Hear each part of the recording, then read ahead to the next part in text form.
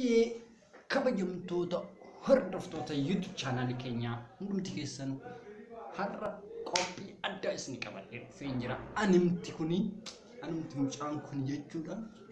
Warroonni YouTube channel keenya subscribe gochuun dagatinaa, warroonni like gochuun dagatinaa isin jenna. Har'a qophiin ani isin qabadhee dhufe qophii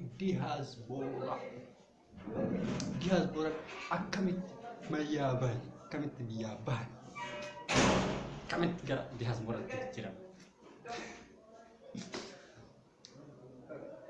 Abbaan qotiyyoo tokko qabaata, qotiyyoo lama yoo qabaate, qotiyyoo tokko itti gurguree, re'ee itti gurguree, hoolaa itti gurguree, harree yoo qabaate harree itti gurguree, ala oofa.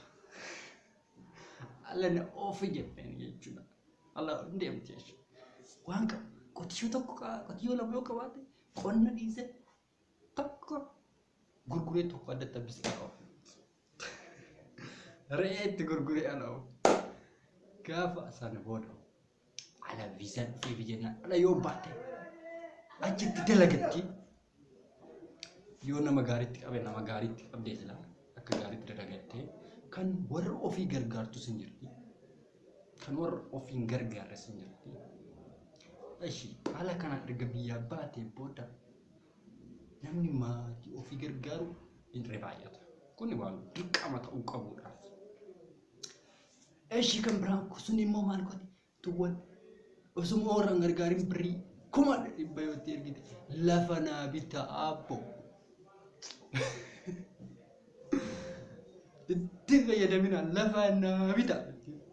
Itti aansi lafa bitanii mana irratti naa ijaara, kaaree irratti mana ijaara jettee nama odoo warra inni jiru qotiyyoo tokko jarsoo irraa yoo duratte sanuu deebisiniif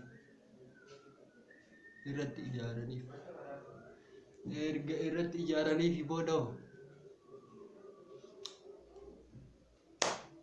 turte ka hojjattee dalagattee galte amma mana ijaaratte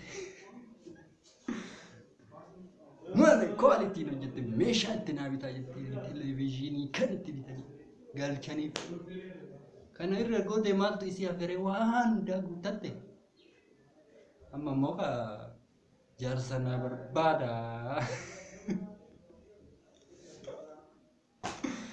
amma immoo jaarsa na barbaada jechuun hin danda'amu. Waan kana lafa naa bitaa jettee bitanii fi mana ijaaranii fi amma immoo jaarsa barbaaddi ka jaarsatu hafe. Asa diaspora warra biyya keessa jirtan akka diaspora ala galtee fuudha. Takka isin dhaamee jira.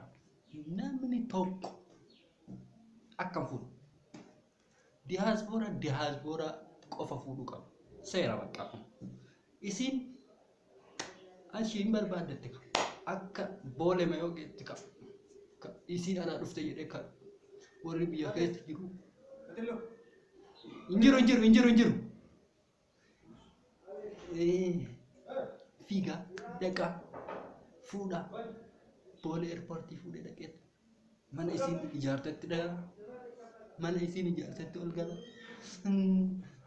hojii turan si fuudhe kan inni fuudhe isin fuutee manaan galte si'a sadi taanen cikicikii yoo manni ka'isi lafti ka'isi qofiin ka'isi diasporaan si ari'ata. Kanaaf diaspora namni biyya keessa jirtan tokkocha akka fuudhu tokko diaspora warra karaa miilatti bahara keessa kute isaan maal haa ta'an asiin bahara kana keessa kutanii yoo isin jalaa fudhatte warri karaa miilatti namni dhiiraa keenya achi deeme haa fuudhu. Warri biyya jirtan kan biyyaa eenyu qabdita biyyaa ishiitti diaspora bicha yoo fudhatu biyya maal qabdi. Kanaaf diaspora biraan naa galu share godhi diaspora subscribe godhi diaspora waan siif dhaabana nama ala jiru diaspora keessatti hiyyeessa keenya sin taphatin hiyyeessa keenya argadhe jedhee fuudhu fiiga ji'a sadii wajjin ture. Kanaafuu isin hundan jenne. Diasporaan amala gaarii qaban isin jiru.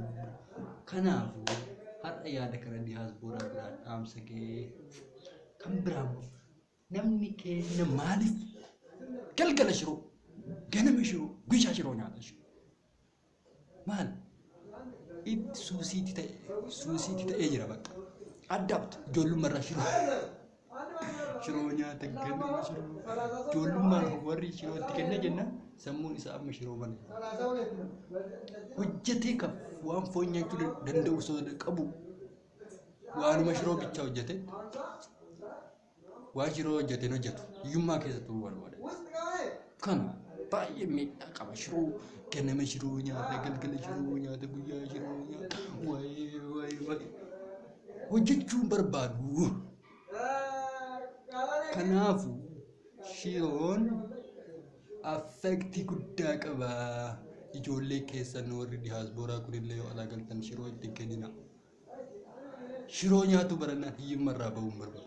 Namni maaliif hiyyummaarra ture isinitti fakkaata? Itti baratee jechuudha. Shiroo waan nyaatuuf otoo waan gaarii ganamarraa nyaate jabaatee hojjete ammas waan gaarii nyaachuu barbaada.